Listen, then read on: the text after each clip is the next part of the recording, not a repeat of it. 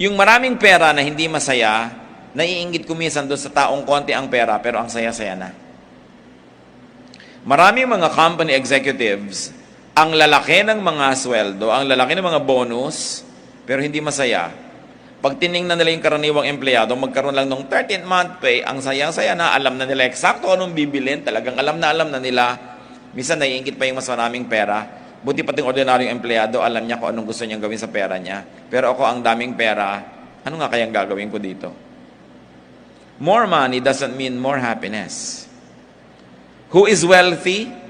Not the people who have the most money, but those who have make the most out of whatever they have. Yun ang tunay na mayaman.